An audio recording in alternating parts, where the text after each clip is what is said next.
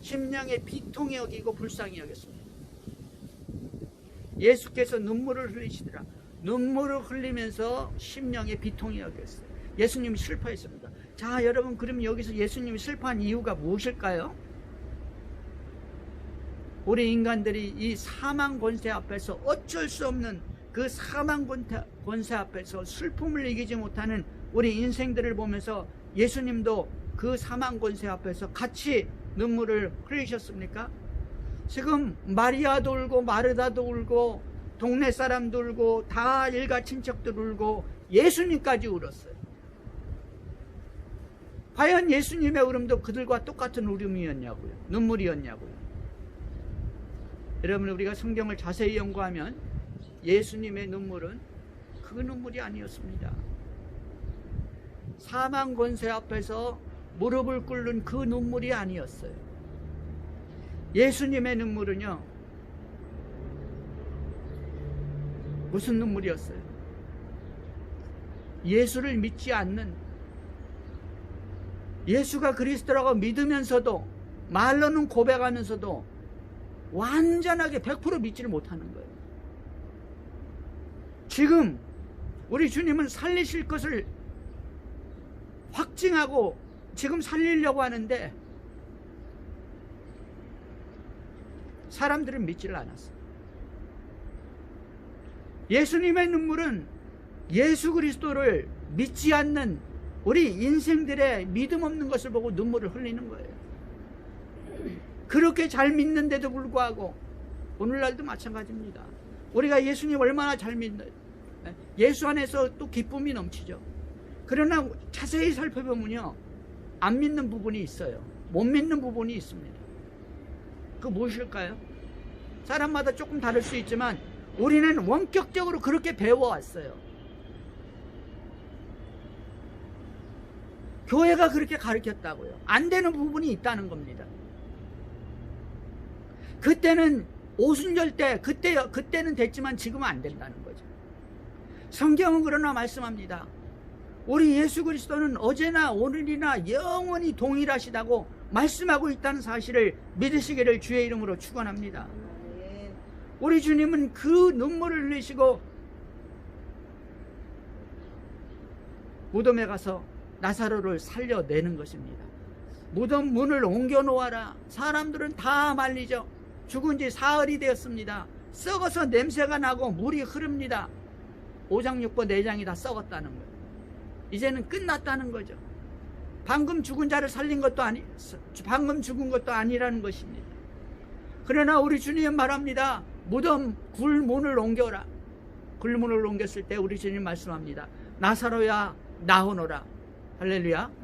여러분, 나사로야 나오너라 우리 주님이 말씀하니까 그 말씀 앞에서, 천지를 창조하신 그 말씀 앞에서 죽은 나사로가 나왔다는 사실을 믿으시기를 주의 이름으로 축원합니다. 아멘.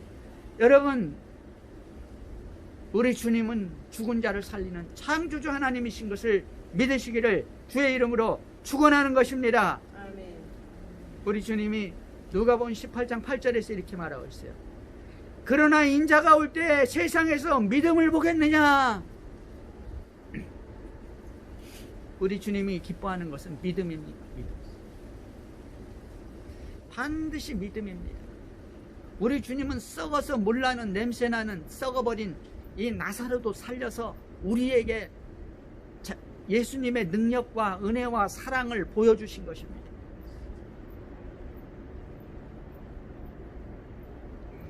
정말 우리에게 믿음이 있습니까? 과연 그 믿음은 어떤 믿음입니까? 주님이 약속하신 믿음입니까? 성경에 기록한 믿음입니까? 아니면 자기 양심에, 자기 생각에, 자기 신학에, 자기 믿음에, 자기 신앙의 공로로, 노력으로, 자기 열심으로 그 믿는 그 믿음입니까?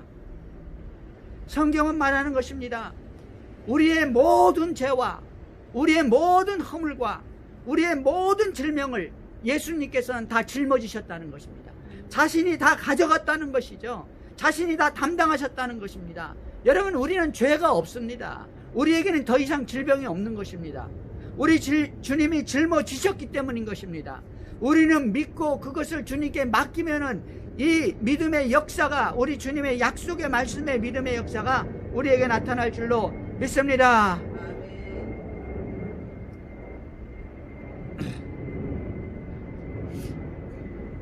우리 주님이 이렇게 말하죠.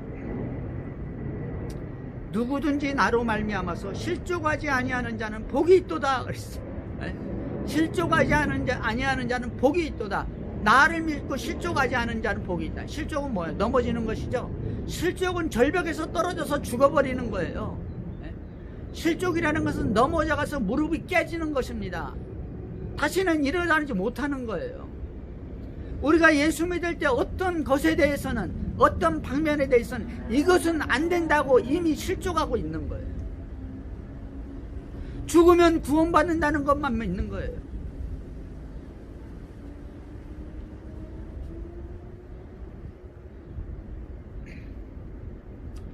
그들이 떠남에 예수께서 무리에게 요한에 대하여 말씀하시되 너희가 무엇을 보려고 광야에 나갔더냐? 바람에 흔들리는 갈대냐? 우리 주님이 이 자기 제자들과 이 무리들에게 말하죠. 무리. 예수님 주위에 몰려있는 무리예요. 성경은 제자라고 말하지 않았어요. 모든 사람에게 말하고 있습니다. 요한에 대해서 말했습니다. 너희가 무엇을 보려고 광야에 나갔냐? 바람에 흔들리는 갈대냐? 그러면서 말씀을 합니다. 그러면서 이렇게 말씀하죠. 12절에 가서 말하기를 세례 요한의 때부터 지금까지 천국은 침노를 당하느니 침노하는 자는 빼앗는다. 침노하는 자가 천국의 축복을 누린다 이 말입니다. 천국에 있는 모든 하나님의 약속의 축복들은 공격해서 뺏어야 된다는 것이죠. 그러면서 말씀하기를 모든 선지자와 율법이 예언한 것은 요한까지니, 세례 요한까지다. 선지자와 율법이 예언한 것 뭐냐? 구약 성경이 세례 요한에서 끝이다 이거죠.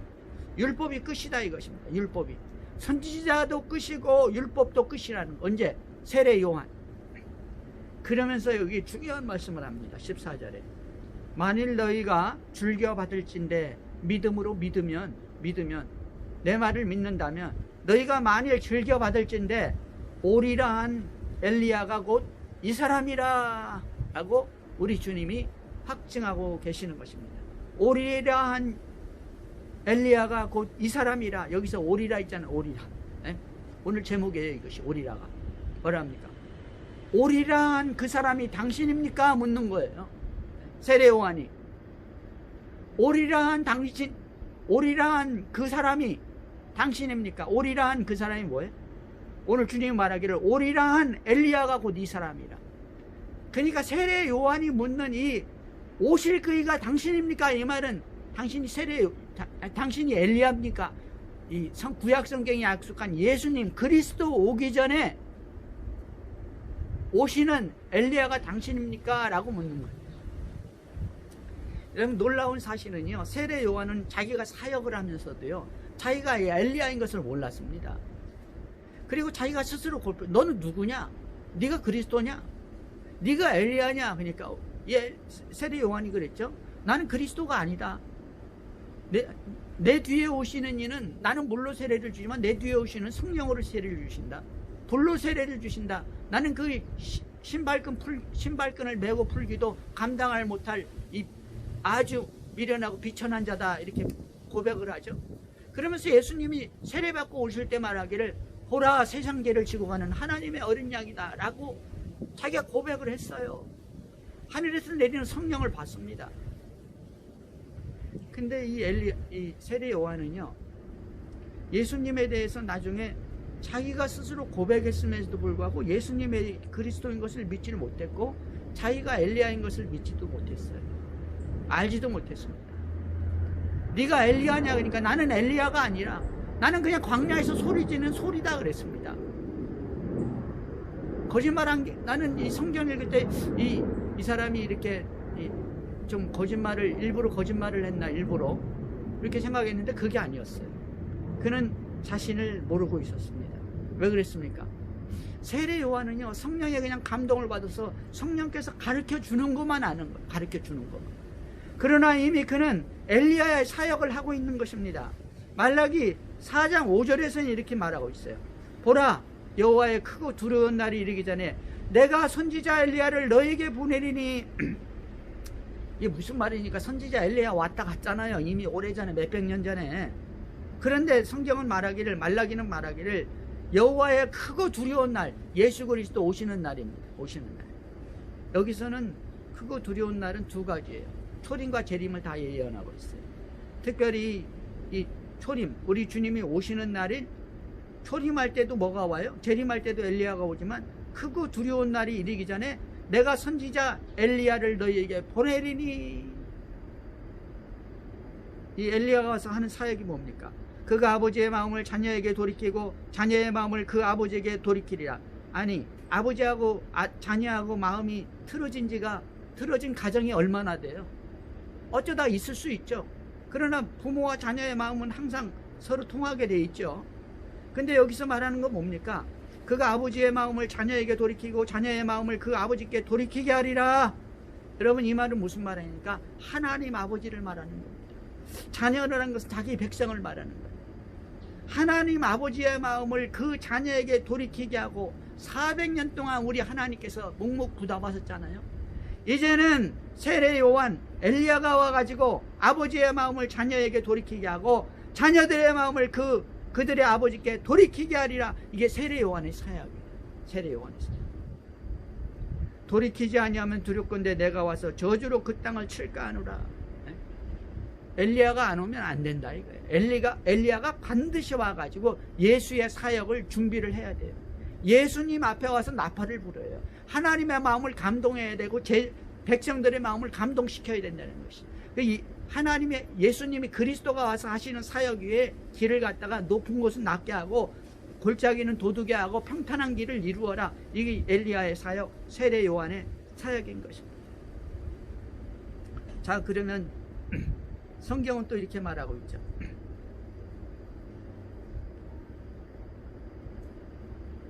스가랴 13장 1절에 보면요, 그날에 죄와 더러움을 씻는 셈이 다윗의 족속과 예루살렘의 주민을 위하여 열리리라. 그날이 뭡니까? 예수님 오시는 날이에요. 그날에 하나님이 정한 날이죠. 죄와 더러움을 씻는 셈이 열리리라. 자기 백성을 향해서 죄와 더러움을 씻는 셈이 열리리라. 하나님께서 열는 거죠. 죄와 더러움을 다 씻어버리겠다는 거예요. 뭐가 와서? 샘이 와서 샘이 터져 넘친다는 것이죠. 이 샘이 뭡니까? 이 샘이 뭐냐? 이 샘이 만군의 여호와가 말하노라. 그날에 내가 우상의 이름을 이 땅에서 끊어서 기억도 되지 못하게 할 것이며 거짓 선지자와 더러운 귀신을 이 땅에서 떠나게 할 것이라. 그날에, 예수님 오시는 날에 내가 뭐 한다고 했습니까? 거짓 선지자를 떠내버리고 더러운 귀신을 이 땅에서 떠나게 할 것이라. 귀신 쫓아낸다는 것이죠. 내가 여러분, 이게 뭐냐니까, 그날에 내가 뭐냐니까 예수님이에요. 죄와 더러움을 씻는 셈이 이게 예수님인 것입니다. 구약 성경에서는 이렇게 예수님이 숨어 있습니다. 더러움을 씻는 셈. 그리고 뭐라고 했습니까? 거짓 선지자들 다 떠나게 하고 더러운 귀신을 이 땅에서 떠나게 하리라 라고 말씀하고 있습니다. 예수님이 와서 하시는 사역의 한 부분을 말씀하고 있어요. 모든 거짓을 없애버리겠다는 것이죠. 예수님이 와서 이제는 진리를 알지니 진리가 너희를 자유케 하리라. 진리로 우리 주님께서 선포한다는 것이죠. 거짓을 없애버리겠다는 거예요. 이제까지 진리가 없었어요. 예수님이 안 왔으니까요. 이제까지 율법이 있었죠. 선지자도 있었고. 그러나 율법도 끝났고 선지자도 끝났다. 예수님이 오시니까 와서 거짓을 없애고 더러운 귀신을 이 땅에서 제어버리겠다라고 말씀하고 있습니다. 여러분, 예수님이 와서 하는 사역을 말하고 있죠. 예수님께서는 그래서 이렇게 얘기하는 겁니다. 소경이 보며 안진뱅이가 걸으며 문둥이가 깨끗함을 받으며 귀머거리가 들이며 죽은 자가 살아나며 가난한 자에게 복음이 전파된다 라고 말하고 있습니다. 여러분, 그렇습니다. 우리 주님은 오셔가지고 놀라운 일을 하셨어요.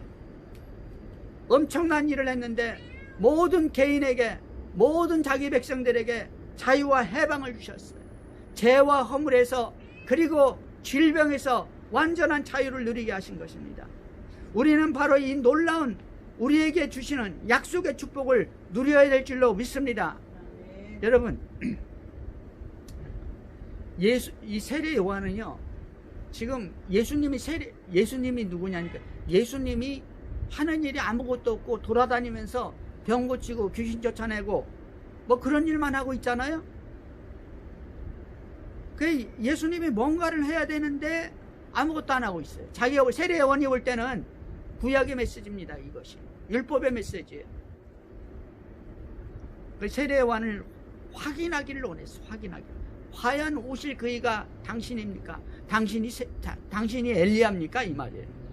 당신이 엘리야면 나는 그냥 구약 선지자 중에 하나가 되는 것이고, 당신이 그리스도면 내가 바로 세례 요한이 되는 것이죠. 그것을 확인하고 싶었던 것입니다. 우리 주님께서는 오실 그이에 대해서 말씀하지 않았어요. 그리고 깨닫게 하셨습니다. 알아듣게 하셨죠. 제자들에게 말을 전한 거예요. 내가 그리스도라는 것이, 내가 약속하신 그 사람이라는 것이죠. 여러분, 예수님이 오셔서 귀신을 쫓아내고 병을 고치고 놀라운 사역, 가난한 자들에게 복음을 전파했고 죽은 자를 살렸습니다. 그런데 예수님의 사역의 핵심이 있는데 그것이 뭐냐니까 죄사함입니다. 죄사함. 예수님이 와서 한 일은 죄를 용서해 주신 거예요. 죄를 사면하신 것입니다. 마가복음 2장에 보면은 중풍병자를 갖다가 사람들이 끌고 와서 지붕을 뚫고 끌어내리죠. 밑으로 예수님이 계시는 곳에. 예수님께서 그들의 믿음을 보시고 말하기를 소자야 내 죄의 사함을 받았느니라 라고 말합니다. 그러니까 이 사람들이 말하기를, 거기 있던 바리새인들 유대인들이 말하기를, 아니 이가 누구에게 죄를 사하는가? 죄를 사하는 분은 하나님밖에 계시지 않지 않은가? 라고 자기들이 속으로 생각할 때 우리 주님께서 그 생각을 아시고 말씀하셨습니다.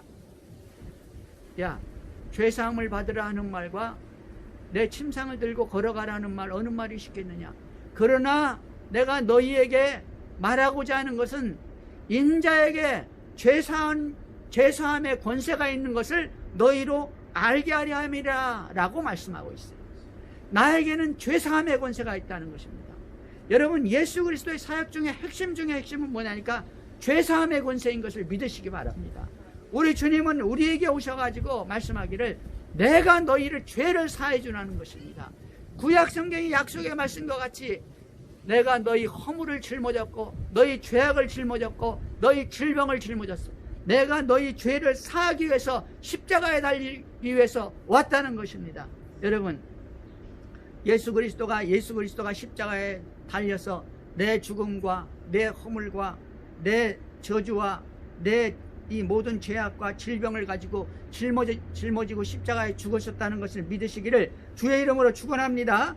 그걸 믿으면 그 믿음이 우리에게 축복이 넘치는, 죄사함의 축복이 되는 것입니다. 여러분, 죄사함의 역사가 일어나면 질병은 떠나가고 어떤 질병도 떠나가고 귀신도 떠나가고 문제가 해결되고 환난에서 벗어나고, 여러분 가난도 뭐예요? 가난도 질병이에요. 가난도 질병. 나는 가난하게 사는 게 그냥 질병이 돼가지고 가난하게 사는 거예요, 처음부터. 그러나 어떤 사람은 나는 가난하게 살지 않겠다 하고 끝까지 이기는 사람은 결국 그런 사람 부자가 되잖아요. 가난이 질병이거든요. 이 질병에서 해방되는 게 뭡니까? 가난한 자에게 복음이 전파된다 하라. 여러분, 우리는 가난에서 해방되는 거죠. 모든 환난도 질병입니다. 마음의 질병일 수 있고 환경의 질병인 것입니다. 여러분, 이 모든 질병에서 우리를 해방하시는 분이 예수 그리스도인 것입니다. 왜? 우리를 죄를 사면하셨기 때문인 것이죠. 요한일서 3장 8절입니다. 죄를 짓는 자는 마귀에게 속하나니 마귀는 처음부터 범죄함이라. 하나님의 아들이 나타난 것은 마귀의 일을 멸하라 함이라. 마귀, 죄 짓는 일을 멸하려고. 마귀의 일은 뭐냐? 마귀의 일의 핵심이 뭐냐니까 의심하게 만드는 거예요. 의심하게. 사람이 누구를 의심하냐? 하나님을 의심하고 예수를 의심하고 성령을 의심하고 하나님 말씀을 의심하게 만드는 것이 마귀인 것이죠. 이 마귀의 일을 멸하기 위해서 누가 왔냐? 예수님이 오셨고 예수님께서 성령을 보내심으로 우리를 마귀의 의심에서 해방하시는 분이라는 것을 믿으시기를 주의 이름으로 축원합니다.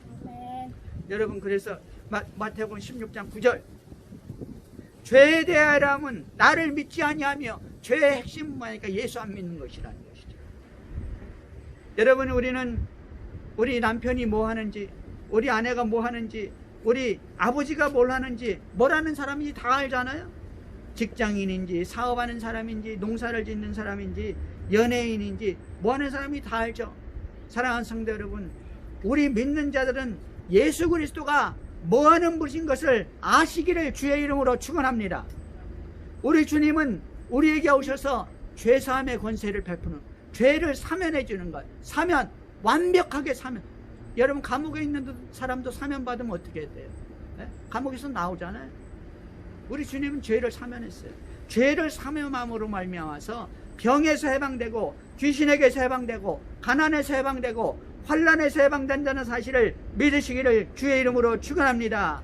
여러분, 이 축복을 누구에게 줬냐? 요한복음 20장 23절, 너희가 누구의 죄든지 사하면 사하여질 것이요 누구의 죄든지 그대로 두면 그대로 있으리라. 할렐루야. 여러분에게도 죄사함의 권수가 있어요. 예수의 이름으로, 성령과 동행함으로 이 축복이 넘치기를 주의 이름으로 축원합니다. 기도하겠습니다.